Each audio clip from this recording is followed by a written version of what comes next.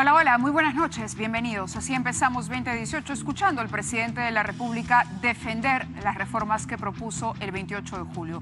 Defenderlas luego de que el Congreso el día de ayer se pronunciara en el sentido de que están bien las reformas, pero que la prioridad la tenía la reforma del sistema judicial, que las reformas políticas podían esperar y que ojalá llegáramos a fin de año, pero requerían un análisis que no garantizaba que se cumpliera con los plazos que se ha propuesto. Finalmente, hay un cronograma que ha sido aprobado por las comisiones encargadas de este trabajo. Estuvo por aquí también la congresista Marisa Glave contándonos que ella había sido una de las impulsoras para que todo esto se aterrizara en papel, en negro sobre blanco, para poder adquirir un compromiso por parte de las fuerzas políticas. Pero ahí está el presidente y sin embargo la tensión continúa.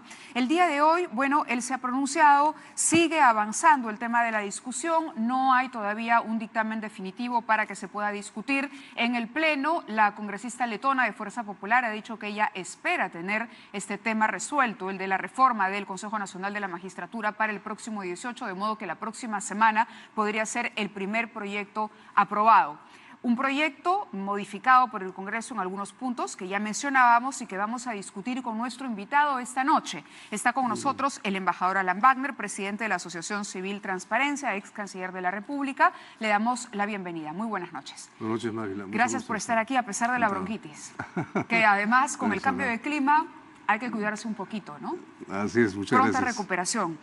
Ha publicado un Twitter el día de hoy, un tuit en su red social. Quería mostrarlo a los televidentes. Referéndum ya para las 4 reformas constitucionales. No vale hacerlas por partes. Esto es lo que nos dice Alan Wagner como presidente de la Asociación Civil Transparencia. Es un pronunciamiento bastante firme el que ha hecho.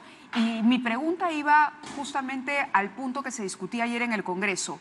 ¿No es cierto que primero debería abordarse el tema judicial debido a la crisis que enfrentamos y podríamos ser más flexibles con las reformas políticas? ¿O ahora se trata, como ha dicho el presidente, de que van todas o no va ninguna? Bueno, el planteamiento del presidente fue siempre de que las 4 debían ir juntas, ¿no? En la medida en que se interrelacionan unas con otras. Ahora, es evidente que la reforma constitucional para hacer viable el nuevo Consejo Nacional de la Magistratura tiene una prioridad en el tiempo, en la medida en que antes de fin de año el nuevo Consejo de la Magistratura debería ya quedar establecido y en funciones, ¿no?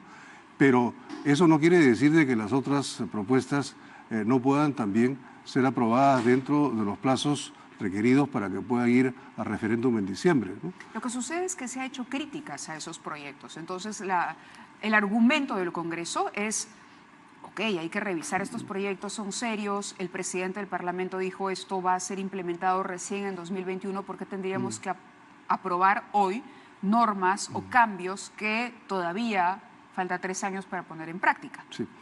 Yo estoy un poco confundido, Mávila, porque yo primero le escuché unas declaraciones al señor Salaverry, ¿no?, muy firmes, señalando de que se iba adelante con la consideración de las reformas planteadas por el presidente.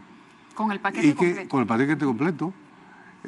Y poco después, ¿no?, escuché unas nuevas declaraciones de él en el sentido de que se daría prioridad a la reforma para el Consejo de la Magistratura y que efectivamente el resto quedarían para más adelante. Estoy confundido, ¿no? Parece que las cosas no estuvieran muy claras. Pero lo que quisiera yo recalcar es lo siguiente. En este momento tenemos lo que se llama una ventana de oportunidad, ¿no? Esa ventana de oportunidad es pequeña y puede ser fugaz. De manera pues que no aprovechar esta oportunidad en que la ciudadanía está respaldando fuertemente un proceso de reformas que permitan, ¿no?, ir eliminando la corrupción del sistema judicial, pero también de otros aspectos de la vida ciudadana, es extremadamente importante. Y no debemos perder esa oportunidad, y yo creo que las fuerzas democráticas representadas en el Congreso deben hacer lo necesario para que se cumpla un cronograma que permita tener las reformas aprobadas en el referéndum de diciembre. En el de diciembre, que es la segunda vuelta de las elecciones. Porque es lo que regionales. permitiría el tiempo, ¿no? Claro, por lo otro Así ya es. sería encarecer, digamos, el tema del referéndum. Bueno, no solamente es un tema de dinero, es un tema de oportunidad, ¿no? Usted decía que teníamos una ventana pequeña y fugaz. ¿Qué Sí. tan fugaz y qué tan pequeña? Bueno, esperamos que no sea ni demasiado pequeña ni demasiado fugaz, sino que nos alcance el tiempo suficiente para poder completar en el Congreso la discusión de estas reformas, ¿no? Y tener el referéndum sobre las 4 en diciembre. Los españoles tienen una expresión que dicen: cuando algo se dilata indefinidamente se va a los montes de Úbeda, es decir, se va para siempre, ¿no? Ojalá que no pasara eso con estas reformas, porque es el momento de hacerlas. Como decía, hay algo muy importante, y es que la ciudadanía está siguiendo muy de cerca todo este proceso y está apoyando decididamente que estas reformas se hagan, ¿no? Hasta hace poco no era ese el temperamento de la ciudadanía. Por ejemplo, para citar solamente un caso, el de la bicameralidad. La bicameralidad en las encuestas tenía una opinión bajísima. En cambio, ahora no, ahora está más del 50%, ¿no?, a favor. ¿Qué cosa quiere decir? De que hay un nuevo espíritu democrático en la ciudadanía que lo que está buscando es, por un lado, resolver el problema de la corrupción que a todos nos ha golpeado realmente de una manera terrible, ¿no? Tanto por lo que viene del caso de Lavallato y Adláteres, ¿no?, que todavía falta llegar lo peor, ¿no?, como lo que ha surgido de los audios, ¿no?, de corrupción de jueces supremos, fiscales supremos y miembros del Consejo de la Magistratura. De manera que eso ha generado un clima favorable a los cambios, y el Congreso debe ser sensible a esa situación, porque son los representantes del pueblo, y si el pueblo está pensando eso, es conveniente que el Congreso, ¿no?, lo tenga en cuenta, ¿no? Sí, usted acaba de decir que hay un nuevo espíritu democrático. La pregunta es, si esta iniciativa la proponía el Congreso de la República, el tema del CNM, por ejemplo, una reforma del Consejo Nacional de la Magistratura o la propia bicameralidad, ¿usted cree que hubiese tenido la aceptación popular que han tenido estos planteamientos viniendo del presidente Vizcarra? La misma pregunta podría orientarse al caso de Pedro Pablo Kuczynski. ¿Usted cree que si Pedro Pablo Kuczynski, con el año que había vivido, los cuestionamientos que tenía encima, hacía estas propuestas en 28 de julio, salvándose de un proceso de vacancia eventual, por ejemplo, hubiese calado tanto como ha calado el mensaje de un presidente nuevo que viene a ser una figura, por lo menos en 28 de julio, bastante fresca para la ciudadanía y con un deterioro en la credibilidad no solamente del sistema de justicia, sino del Parlamento, favorable para que el presidente coloque estos temas en la mesa? Posiblemente no. El presidente Kuczynski había entrado en problemas serios de credibilidad por las razones que conocemos y que no es el caso repetir, que no los tiene el presidente Vizcarra, ¿no? De manera pues que efectivamente él está en capacidad en estos momentos de ejercer un liderazgo sano, ¿no?, un liderazgo positivo que conecta además con la opinión del pueblo. Yo creo que hay que aprovechar. Todo eso va generando una oportunidad. Esa es la ventana de oportunidad a la que hacía referencia, ¿no? Y hay que trabajar para sacar las cosas adelante y sacarlas bien. Porque, por ejemplo, yo estoy preocupado por algunas de las enmiendas que se hizo el día de ayer en la Comisión de Constitución al proyecto remitido por el Ejecutivo, que el de la reforma del CNM. Así es, ¿no? Porque hay reformas, hay enmiendas que se introdujeron que son realmente muy malas. Decir las cosas claramente. Por ejemplo, esa por la cual en el futuro el jefe de la OMPE y el jefe de la RENIEC serían nombrados por el Congreso, significaría un retroceso, porque precisamente lo que se había buscado desde antes era que esas personas que jefaturan los órganos principales de los procesos electorales tuvieran ninguna influencia política, ¿no? Y por eso es que eran nombrados por el Consejo de la Magistratura. Ahora, no aquel que tuvimos lamentablemente, ¿no?, sino el que deberíamos tener, ¿no es cierto?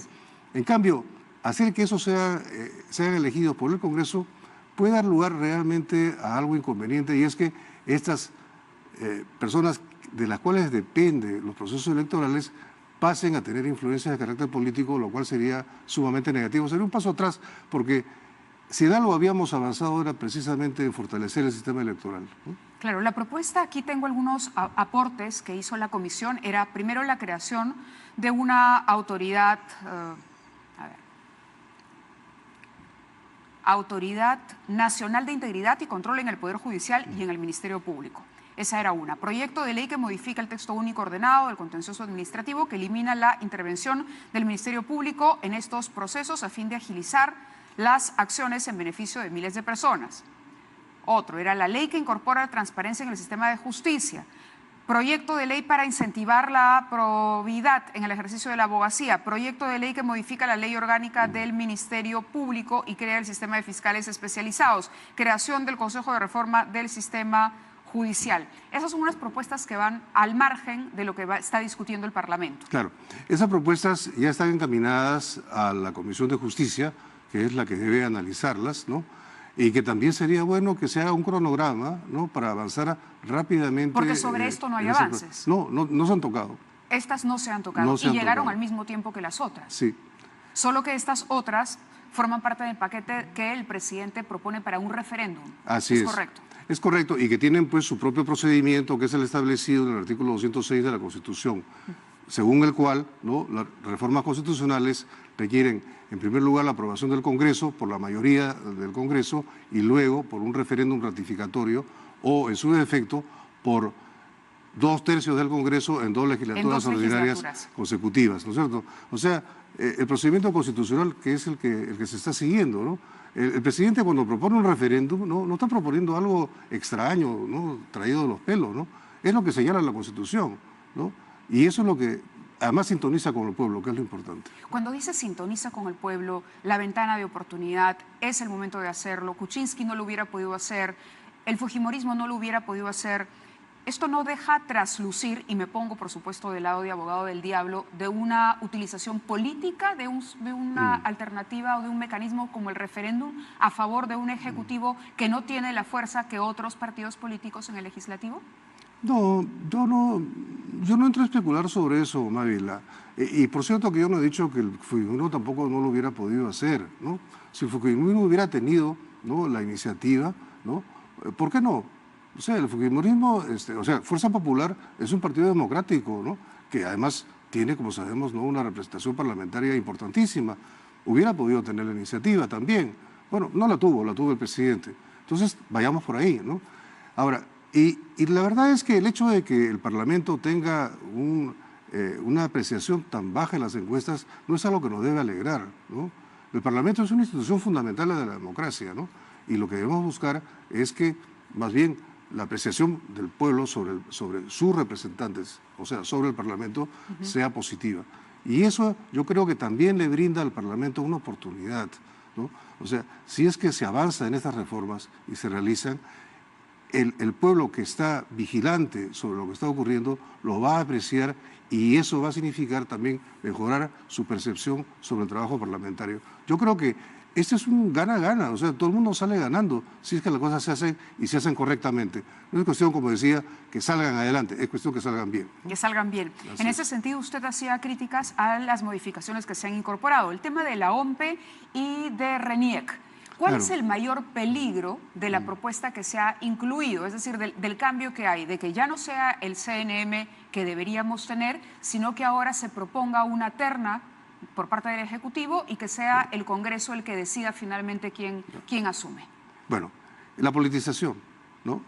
Porque, por ejemplo, el solo hecho de que tenga que ser el Congreso, ya eso introduce un elemento de consideración política. Pero si además la propuesta de la terna la hace el Ejecutivo, y asumamos que en el futuro el Ejecutivo además tiene una mayoría en el Congreso, quiere decir que nombraría a quien le dé la gana. Que ha sido además la característica, digamos, que ha predominado en nuestra historia. Bueno, antes pues, ¿no? La mayoría de los Pero acordémonos de Portillo, Papelito Manda y todas esas historias terribles, ¿no? Que no se repetirá, que esperamos, que se pueda no solo politizar, sino utilizar, incluso así no se llegara a la utilización, quizá la mera sospecha o las suspicacias que se puedan despertar también le haría daño y afectaría la legitimidad de los O procesos si no, electorales. si por otro lado el Ejecutivo propone una terna que no le parece bien al Congreso, el Congreso simplemente no nombra las autoridades y entonces pueden pasar años sin tener autoridades que son fundamentales para el proceso electoral.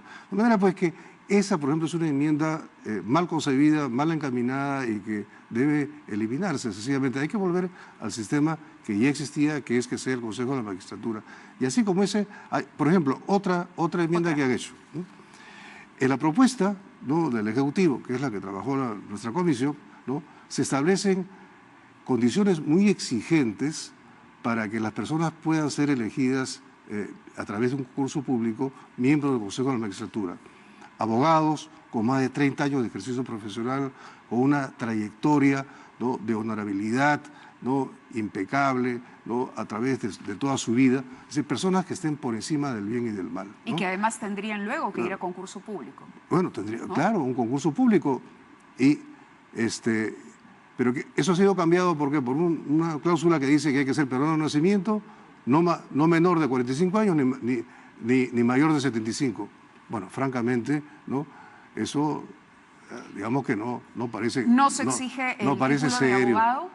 Pero además, pero es que ni siquiera se exige, ¿no?, el tener, ¿no?, esa experiencia profesional que nosotros estábamos demandando, porque la idea era que fueran personas que ya hubieran completado su carrera, ¿no?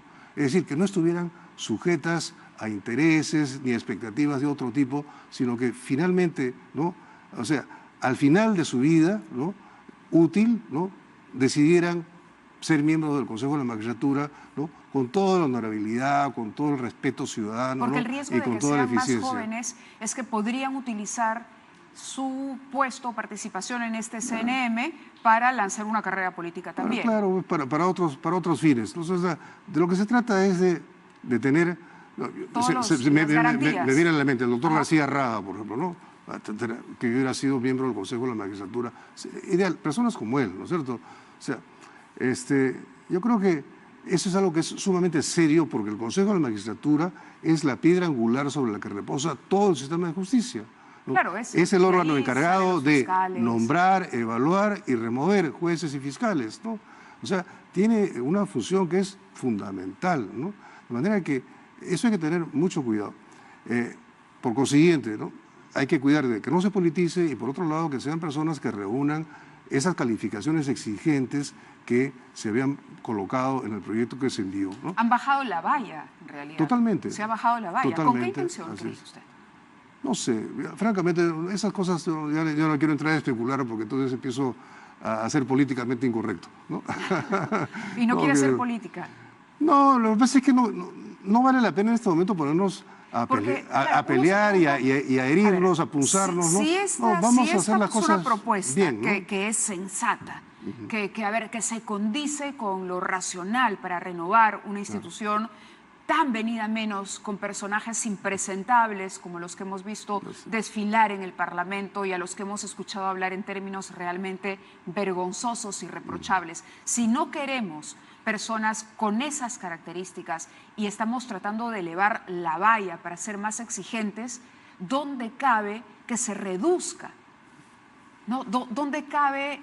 ¿Cómo explicamos el interés de decir no? Prefiero que no tenga 30 años de experiencia, prefiero que no sea abogado, prefiero que pueda ser, que no tenga 30 años de experiencia y que sea mucho más joven. Entonces no se entiende, no hay una sustentación lógica para defender, porque podría decirse, queremos que el CNM no sea discriminatorio, ¿no?, y queremos que sean igualmente impecables, aun cuando no tengan 30 años de experiencia. De repente la justificación sería, no sé, renovar con generaciones jóvenes de abogados, los mejores alumnos egresados de las universidades, qué sé yo, pero no hay esa contraparte, por lo que entiendo. Bueno, es que esas personas jóvenes y estupendas, ¿no?, debieran integrar la carrera, ¿no?, de jueces y fiscales, ¿no?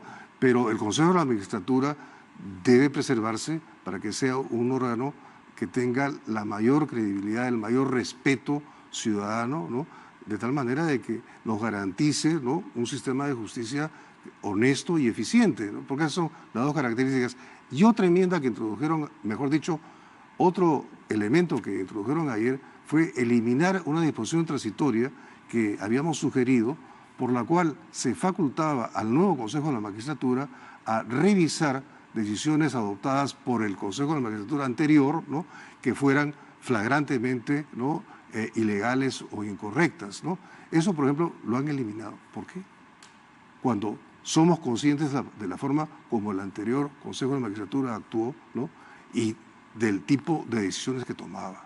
En este momento hay fiscales y hay jueces que llegaron hasta sus cargos nombrados por ese CNM. En este momento hay expedientes que están siendo revisados, de repente porque fueron repartidos a dedo, donde yo quería colocarlos, porque ese CNM tenía ese peso importante. Entonces, y es más, hay quienes van aún todavía al extremo de decir hay que incluso analizar los fallos que emitieron los fiscales, bueno, las investigaciones de los fiscales y los fallos emitidos o las sentencias de los jueces que nacieron de ese Consejo Nacional de la Magistratura, lo cual es un trabajo enorme. ¿Esto podría ser subsanado con una comisión de tránsito? No. No. No, tiene que hacerlo el nuevo CNM. Y tiene que ser una facultad, además, que se consagre a nivel constitucional, porque eso es una cláusula de excepción, ¿no? Y solamente se puede hacer por esa vía, ¿no? Y tiene un tiempo determinado, es decir, revisas en este tiempo porque me sería, imagino que eternamente no podrán pasarse. Por eso, sería solamente para decisiones tomadas por el Consejo de la Magistratura que fue vacado, ¿no?, por las razones que conocemos, ¿no es cierto? O sea, que tampoco es que sea algo que se extienda ad infinitum, porque eso no podría ser. Eso crearía una enorme inestabilidad en el sistema de justicia, ¿no? De manera que ese es otro aspecto también que también nos preocupa mucho. Pues, ¿no? Ayer conversábamos con algunos congresistas, hemos venido discutiendo este tema y también se decía, aquí se corre el peligro de que las fuerzas políticas que están a favor de este CNM, que no es el que ustedes han propuesto, sino el que tiene estos cambios, se apruebe en 2 legislaturas y que por lo tanto se obvie el referéndum. O que finalmente, porque se cuenta con una mayoría en el Parlamento, se apruebe así. ¿Existe la posibilidad de que este texto modificatorio del Parlamento lo vaya a revisar el Ejecutivo, entiendo, antes de ser sometido a referéndum? Mire, la verdad es que no puede hacer trampa. No nos pongamos pues en el peor de los escenarios, ¿no es cierto? Pero o sea, en las actuales circunstancias sospechamos de todo y por todo. Perdóneme, embajador, pero de verdad la gente quiere garantías plenas. Sí. Es el momento de ofrecer garantías plenas. Las garantías plenas las ofrece la vigilancia ciudadana, ¿no? Finalmente. O sea, es sintonizar con el pueblo, ¿no?, y el pueblo que está atento a lo que ocurra. Yo creo que esa es la mejor garantía que tenemos y repito, es una pequeña ventana de oportunidad y debemos aprovecharla. Ahora, estamos poniendo mucha atención a todo lo que significan las enmiendas constitucionales.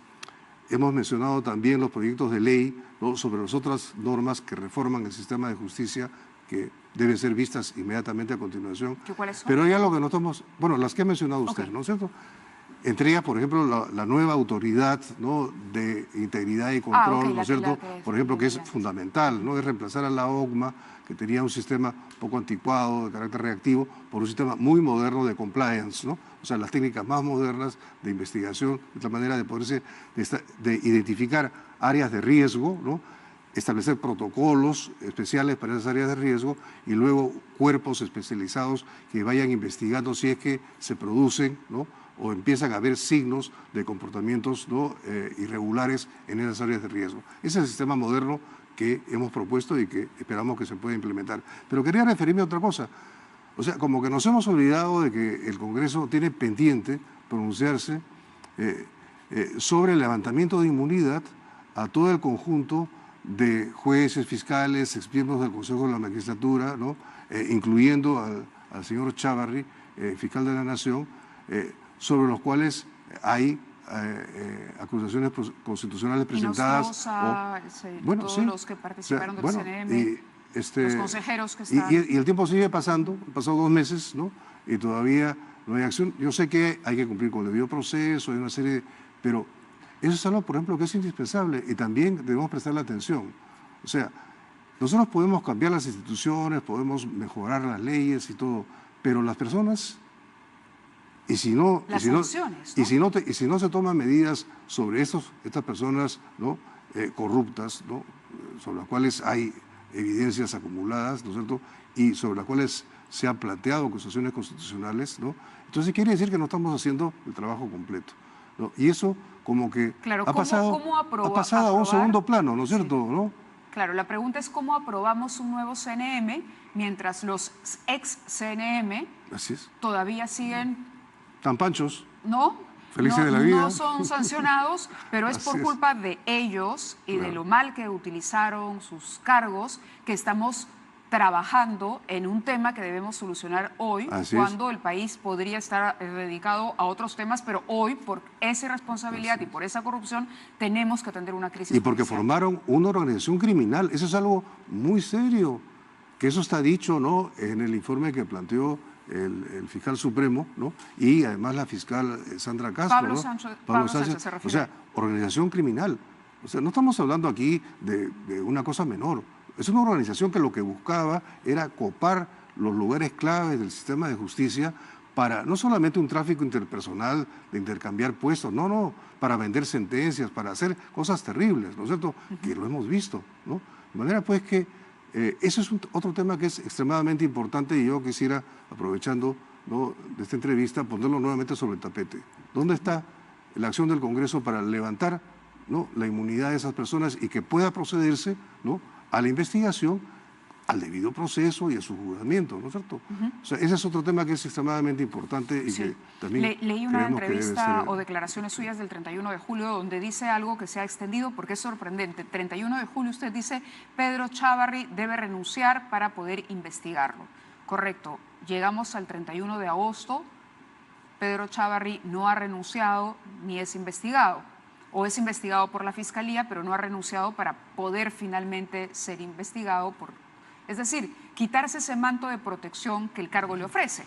Ahora, no solamente llegó el 31 de agosto, hoy estamos ya casi en la quincena de septiembre y sus declaraciones siguen siendo vigentes. Hoy podríamos titular otra nota y usted diría exactamente lo mismo.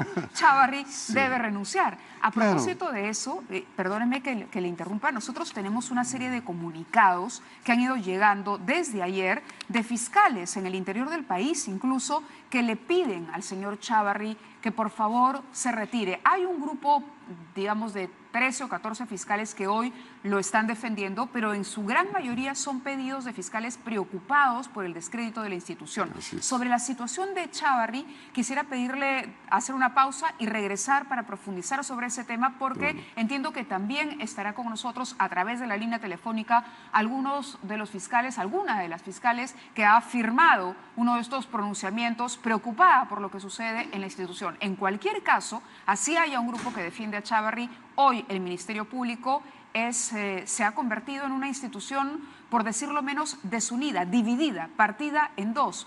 Un grupo grande que no quiere a Chávarri y un grupo pequeño, que bueno, que dice que todavía vale la pena que resista, a pesar de todo lo que pide incluso la ciudadanía de él. Vamos a la pausa y regresamos.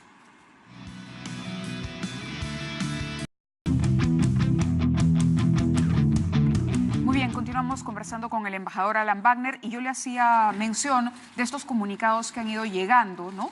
Tengo algunos por acá que habíamos enumerado incluso cronológicamente. Por ejemplo, el día de ayer dimos cuenta, ¿no?, de uno primero que no tiene fecha, pero que fue de los primeros. Esto es, rechazamos los graves actos de corrupción e infracciones éticas de algunos integrantes de nuestras instituciones, las que deberán ser sancionadas con el mayor rigor de ley y estricta observancia del debido proceso.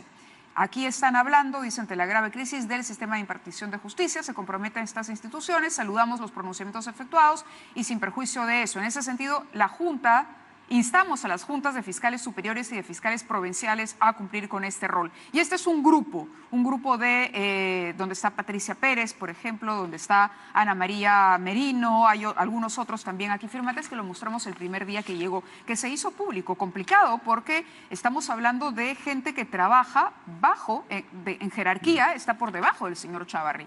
Entonces, llegar a tomar una decisión como esta de firmar con los riesgos que eso supone para mi estabilidad laboral, también hay que contemplarlo. Este fue el primero. Luego, pronunciamiento de los presidentes de la Junta de Fiscales Superiores del Perú, a quienes se alude en este primer comunicado. Rechazamos los actos e irregularidades que han generado esta crisis institucional y todo intento de interferencia política. Exigimos a los poderes e instituciones del Estado respeto a nuestra autonomía a fin de continuar cumpliendo con eficiencia e independencia nuestras funciones. Esto es el 6 de septiembre. Firma Silverio Nolasco Ñope Cosco, presidente de la Junta de Fiscales Superiores del Distrito Fiscal de Amazonas.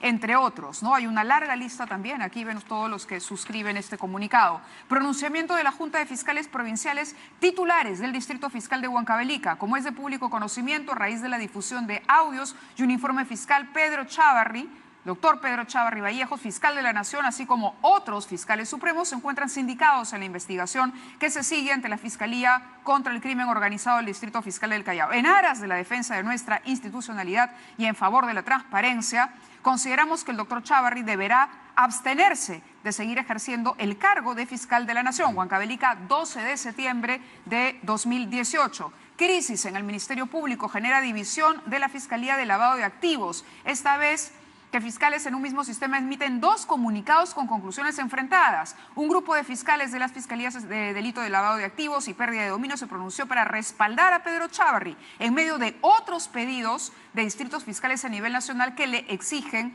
la salida del cargo. En un comunicado, 14 fiscales desmarcan del pronunciamiento que hizo atrás la fiscal del mismo subsistema, Marita Barreto. La situación, y aquí está finalmente que respalda al señor Chávarri del día de ayer también, que firman 1, 2, 3, 4, 5, 6, 7, 8, 9, 10, 11 fiscales. Ahora, ¿a dónde puede llevar una institución que camina de esta manera?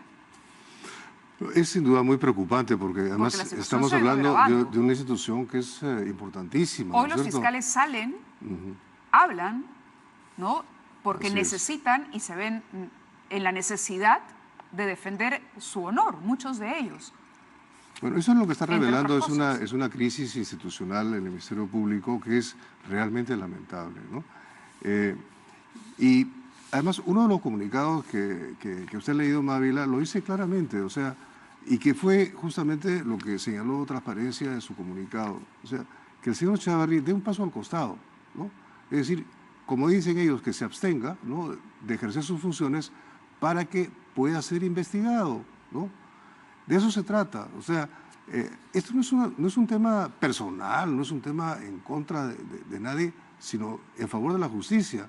Ahora, hay un informe de una fiscal que sobre la base de información proporcionada por aspirantes ¿cómo se llama?, personas que colaboran con la justicia, ¿no?, da una serie de información y concluye la fiscal diciendo que el señor Chávarri integraría esta organización criminal que de alguna manera jefaturaba el juez Inostroza. Entonces, eso requiere ser investigado, ¿no? Y no se puede hacer esa investigación mientras el señor Chávarri... ¿Por qué no se puede hacer? ¿No le parece que sería improcedente? O sea, para comenzar, quien debe autorizar esa investigación es el propio fiscal de la Nación. Y el propio fiscal ya ha criticado Así es. Entonces, las conclusiones de la fiscal, ¿no? Yo creo que, mire, hubo la oportunidad incluso de que el señor Chávarri no juramentara el cargo, ¿no? Recuerda que hubo toda una mañana de suspenso de si juramentaba o no juramentaba. Bueno, aquí en el programa dimos a conocer el audio justamente que provoca esa reacción, ¿no? En ese audio era el pedido, me parece, de facilitar un trámite. El hecho concreto es que a la mañana siguiente realmente la mayoría del país estaba convencido de que esa juramentación no se produciría y sin embargo ocurrió. El presidente de la República no estuvo. ¿Conversó con el presidente en esos momentos usted respecto a eso? No, en absoluto. ¿Usted no le aconsejó que no fuera? No, para nada, ¿no? Nosotros estábamos ahí en Transparencia, ¿no? Atentos a los acontecimientos. Qué bueno hubiera sido que no juramentara y si hubiera abierto un espacio precisamente para...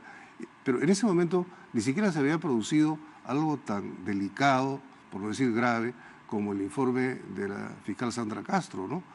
De manera pues que ese es un tema que es también importante, ¿no? Y las manifestaciones que se están produciendo de los fiscales están ya revelando una crisis institucional que es muy preocupante, porque el Ministerio Público es el punto de partida del sistema de justicia. Es el encargado de investigar, ¿no?, el crimen y luego, reunidas las pruebas, formular acusación ante el Poder Judicial para que juzgue, ¿no? Si el Ministerio Público, ¿no?, empieza a tener este tipo de problemas, de dificultades, imagínense, eso afecta a todo el sistema de justicia del Perú. Es muy grave, realmente. Sí. Ahora, usted propone aquí, también leí en sus declaraciones, porque el editorial del diario El Comercio hoy toca el tema y habla de un entrampamiento. ¿Cómo solucionamos el tema Chávarri? Ni siquiera una marcha ciudadana, ni siquiera la desaprobación total que tiene en las encuestas, en los sondeos de opinión que hacen todas las encuestadoras, porque no, aquí ya no se puede hablar de que hay una que lo favorece y otra que lo perjudica. Es absoluta la desconfianza que hay, más allá, y ojo que nadie está sentenciando al señor Chávarri. Simplemente se está diciendo, oye, hay que investigarlo, y el señor se niega a ser investigado por una fiscal que es parte de la institución que él mismo representa. O sea, ahí hay una ilógica, una aberración, ¿no? Para llegar a una palabra fuerte. Usted dice, el presidente Vizcarra, en su calidad de jefe de Estado, debería convocar al Consejo de Reforma del Sistema de Justicia. ¿Qué es el Consejo de Reforma de Justicia? Bueno, está presidido por el jefe de Estado, el titular del Parlamento, el presidente del Poder Judicial, el fiscal de la Nación y el defensor del pueblo. De esta manera, dijo, se busca que esa reunión sea a un nivel político para terminar de resolver la crisis. Si el Congreso, como vemos, no va a ser capaz de poder destituir, separar a Chávarri del cargo, no va a poder sacarlo de este puesto donde parece haberse enquistado, ¿el presidente tiene algún tipo de herramienta para pedirle al Congreso, para obligar al Congreso? Tendría que ser el tema de confianza, aplica en este caso. ¿Qué otra alternativa hay? Porque de lo contrario no va a suceder. Chávarri no va a renunciar y el Congreso, por todo lo que vemos, no lo va a sacar. Bueno, el poder del Estado responsable de este tema es el Congreso. Es el Congreso. Y el Congreso debería actuar. Pero ahora, el Congreso parece en la misma actitud que Chávarri. Bueno, eso es... Necio ante los pedidos y ante el clamor de la población. Eso que está diciendo usted es muy fuerte, Amabila, ¿no?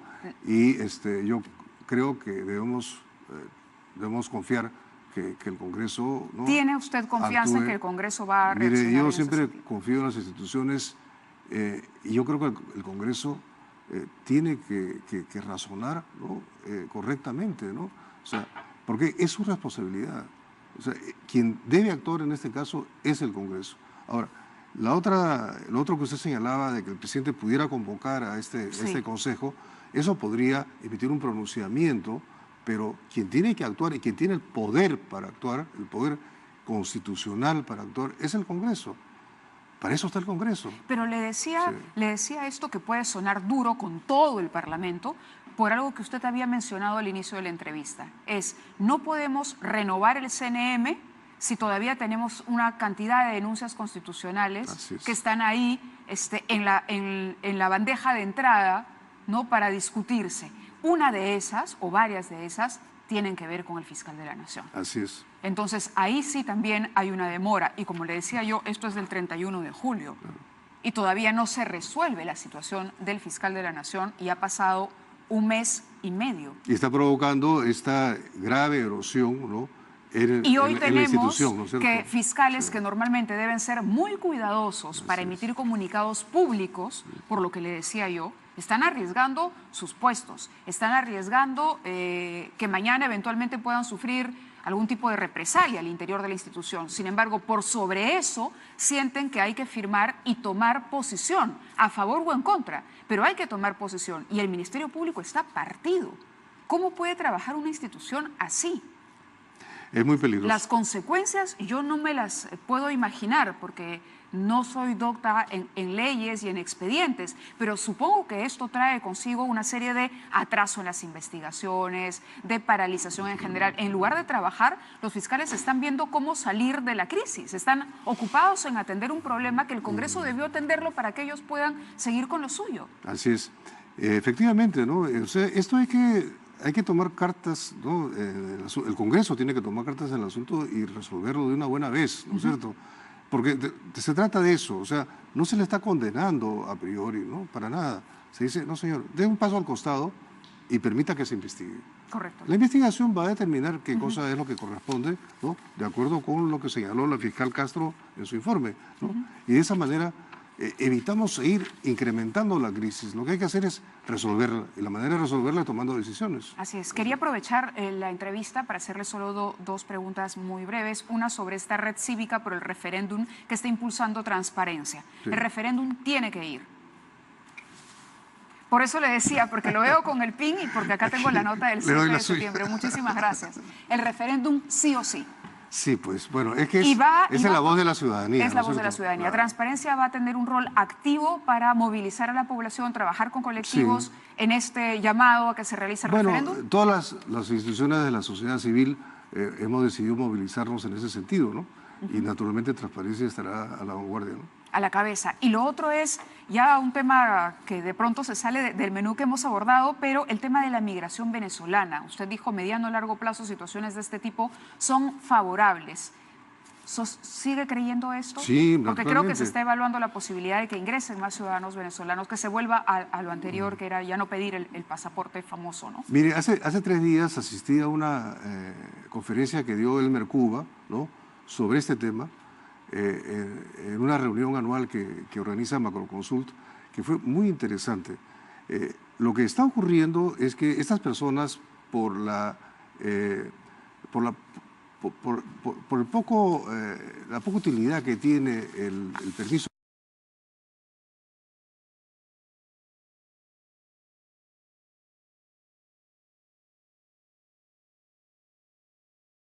que están recibiendo cuando ingresan, no pueden ocupar cargos para los cuales están capacitados, porque se ha calculado que un 70% de los que han ingresado son personas que tienen nivel alto de capacitación profesional, ¿no es cierto? Van a elevar la competencia que podrían ir a trabajar, ¿no?, al sector formal, ¿no?, y no estarse empleando en trabajos menores, que es donde desplazan a peruanos, ¿no es cierto? Correcto. Entonces lo que habría que hacer es, de alguna manera, reconsiderar el tipo de tratamiento migratorio que se le está dando para habilitarlos a que puedan acceder a esos trabajos y no estén innecesariamente y en su propio perjuicio, no compitiendo con trabajo de peruanos poco calificados que están en el sector informal. Entonces, efectivamente, de esa manera el Perú sale ganando, porque entonces tendría profesionales capacitados incorporándose a la fuerza laboral del mayor nivel, ¿no? De manera pues que hay posibilidades de que esto también se enfoque de una manera positiva, ¿no? ¿Trabajaría en el gobierno del presidente Vizcarra? ¿Aceptaría un ministerio? No. No. No, pues, menos porque el premierato, por ejemplo. No, para nada. Yo como presidente de Transparencia y director de la Academia Diplomática tengo... Abierto los ojos así como huevo frito. Tengo mi tiempo no solamente ocupado. Además, yo creo que estoy haciendo una contribución al país, ¿no? Y cada uno en su lugar. Muy bien, embajador. Sí, muchísimas gracias por haber usted, estado con gracias. nosotros. Hacemos una pausa y regresamos con más información. Vamos a entrar en enlace con el congresista Carlos Brus para hablar de esta noticia. El día de hoy el Congreso ha aprobado esta ley que tiene que ver, que crea la Autoridad del Transporte Urbano para Lima y Callao, una autoridad única. Vamos a hablar de eso, pero por supuesto también vamos a aprovechar para picar un poquito al congresista sobre otros temas. Volvemos.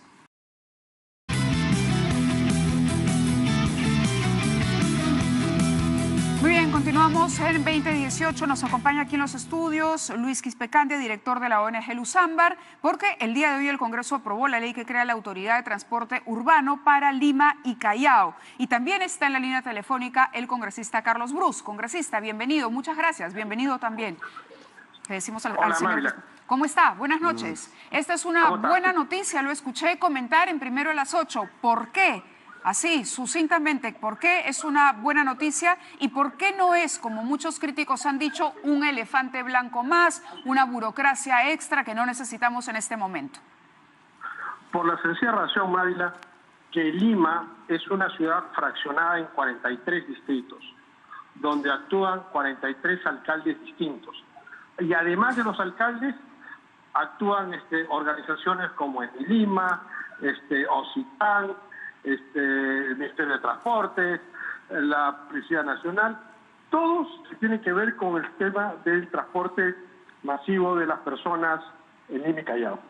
Lo que necesitábamos para iniciar, no tengo que ser la solución total, pero para iniciar el problema del tránsito que tenemos los limeños, que nos demoramos de 3 a 4 horas para ir y regresar de nuestro centro de trabajo, 3 o 4 horas que si tú lo anualizas, es casi un mes, 20 días de pérdida que tenemos los limeños solamente por desplazarnos. Necesitamos una institución que vea a Lima en su integridad, que vea por encima los 43 distritos que diseñe los viaductos de transporte masivo que nos permitan a los limeños transportarnos de norte a sur, de sur a norte, de este a oeste, de oeste a este, con comodidad y con rapidez. Correcto. Esta es la autoridad del transporte. Sí, una autoridad adscrita al Ministerio de Transportes. ¿Esto no es quitarle atribuciones a la municipalidad? Mire, en el consejo directivo de esta autoridad son 8 miembros del consejo directivo. La mitad, 4, son de los municipios. Y los otros 4 que los nombra el Poder Ejecutivo. Es verdad que hay una modificación en lo que se refiere a las competencias. Ajá. Esto modifica, sin ninguna duda, la ley orgánica de las municipalidades. Y por eso es que se requirió una votación calificada por parte del Congreso. Se necesitaban 66 votos y se aprobó con 74, me parece.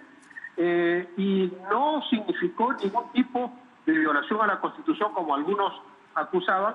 La Comisión de Constitución del Congreso dio un informe diciendo de que no se viola la Constitución, pero sí se modifica la ley orgánica, por eso se necesitaba una votación calificada. Esto es un anhelo. Yo presenté este proyecto de ley desde el 2016, hace 2 años. Sí, por eso lo llamamos, porque sabemos que usted está detrás de esto desde hace mucho tiempo. En consecuencia, entonces, deberíamos celebrar que esto puede ser el primer paso para ordenar o contribuir al ordenamiento del caótico tránsito en nuestra ciudad. Y sobre todo también del caos que había en la concesión de licencias para el transporte masivo, que las licencias que daba Lima chocaban con las del Callao, chocaban con las de Guarochirí. Ahora será esta autoridad la que de una manera integral y viendo todo Lima en su conjunto sea la única que autorice ese tipo de concesiones. Correcto, congresista. Me gustaría preguntarle por otros temas, pero el tiempo nos gana, así que lo invito, y espero que no nos diga que no, a sumarse al programa en los próximos días para ampliar sobre este y otros temas importantes. Yo encantado, felizmente que hoy día me salvé. Gracias. Muchas gracias por participar. Era Carlos Brus. Y bueno, también está con nosotros el señor Luis Quispecandia. ¿Está de acuerdo con lo que dice el congresista Brus? Es decir, ¿es un muy buen primer paso? ¿O usted qué críticas haría a lo que se ha aprobado hoy en el Parlamento? Bueno, muchas gracias, Mavila, por la invitación. Ciertamente hay que celebrar la aprobación del Congreso de la República con mucho retraso, porque recordemos que esto fue presentado en julio anteaño pasado, sí. De modo que han podido haber aprobado con mayor celeridad. Estamos ya prácticamente a puertas de las elecciones y esta decisión debe ser definitiva porque depende de lo que va a ocurrir en el Congreso con la aprobación de esta ley, la situación a partir de enero. Es decir, o los alcaldes van a seguir administrando el transporte o va a pasar al ATU. Es bueno decir, muy brevemente, recordar a los televidentes por qué hemos llegado a esta situación. La ley 27181 de la ley 99, en su artículo 17 dice que cuando la ciudad es contigua, como el caso de Lima y Callao, debería haber una gestión única, es decir, una sola autoridad. Y dice además que uno de los alcaldes, que si no lo hacen voluntariamente, uno de ellos puede citarlo a un tribunal arbitral. Y si se niega a ir, el Ministerio de Transportes debe intervenir y constituir a esa autoridad. Hace 19 años. Los alcaldes y los ministros durante estos 19 años simplemente no les importó absolutamente nada. Cada quien ha visto su propio interés, cualquiera que sea, pero no hemos tenido esa autoridad única que la ley ya había impuesto. De acuerdo a esta misma ley, cuando establece las autoridades, establece 6 autoridades, que ahora son 10.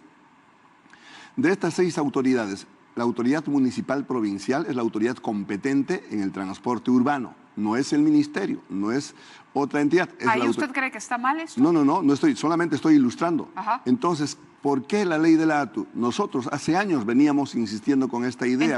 Entonces claro, está estamos bien. de acuerdo, por supuesto, pues es el punto de partida. Correcto. Por eso cuando en la mañana escuché algunas intervenciones en el Congreso me preocupaba porque ni siquiera lo han leído el proyecto de ley.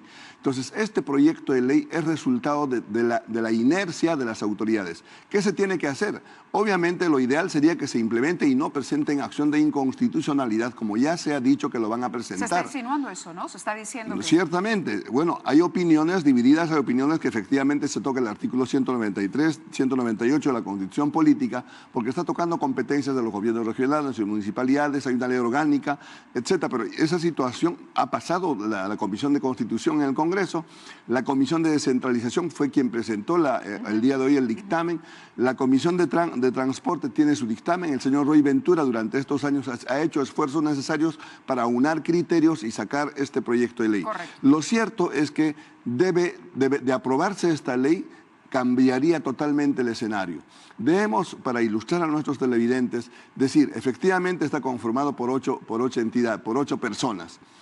4 del Ministerio de Transporte, designados por el Ministerio de Transporte, es un representante del Ministerio de Economía, del Ministerio de Transporte, del Ministerio de Vivienda, y 4 de los municipios. Ahora, se ha dicho también que debería entrar Huarochirí. Está considerado Huarochirí porque cuando crezca la conurbación van a ir incorporándose las demás. Hay que apoyar esta norma. Hay un detalle importantísimo que está en este proyecto de ley, que se está considerando como servicio público, finalmente el transporte. Si no se considera como servicio público, el Estado no puede subsidiar el pasaje. Claro. ¿Cuál es la razón de esta ley? ¿Cuál es el objeto de esta ley? Es implementar un servicio integrado de transporte. Correcto.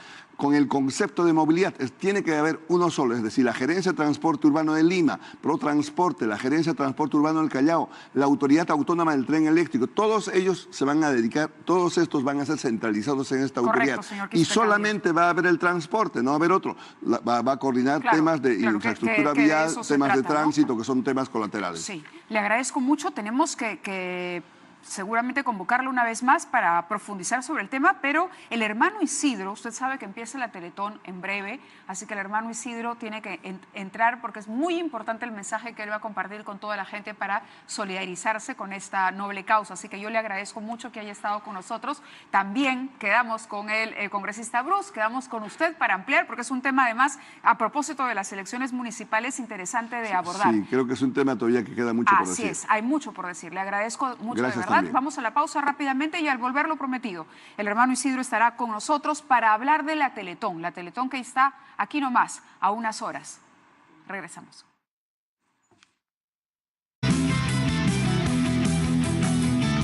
Muy bien, mañana a las 11 de la noche comienza la Teletón. El año pasado llegamos a los 11.717.981. El monto o el propósito este año es superar esa cifra. El hermano Isidro está con nosotros un año más para invitarlos a todos ustedes, a las empresas, a los políticos, a los ciudadanos de a pie, a todos a participar de esta noble causa que nos une una vez al año. Hermano, bienvenido y las cámaras son de usted. Nada, muy buenas noches y muchísimas gracias. Yo quiero invitarles para que mañana nos acompañen a la Teletón. Es un evento donde ya los medios de comunicación se unieron, los voluntarios también, y todos estamos trabajando por esta campaña por los niños y jóvenes con discapacidad. Mañana vamos a empezar a las 11 de la noche, de 23 horas de manera interrumpida, y lo que hacemos es, hemos preparado un programa para entretener y para pasarlo en familia, pero aparte de eso también queremos que todos colaboremos porque, como mostrábamos, el aporte promedio de todos los años es 20 céntimos y al menos, oye, 50 céntimos, un solcito, 5 soles. Una china, ¿no? Al menos una china, hermano. Y muchas veces me van a la clínica San Juan de Dios y me dicen, hermano, yo colaboré con la Teletón. ¿Qué has colaborado? Pues 5 soles, un sol con eso, imagínate, no se puede hacer mucho. Hermano Isidro, entonces vamos a hacer esa invitación nuevamente, ya lo saben, aquí está el monto, la meta es superarlo, así que mañana todos somos Teletón. Todos somos Teletón y así que todos a colaborar y a disfrutar y a estar juntos como familias y como queremos un país solidario, y así que yo sé que juntos vamos a pasar esta meta. No se olviden, sí. Nos falta mucho, nos faltas tú. Nos falta mucho, nos faltas tú. Nos vamos, hasta mañana. Gracias.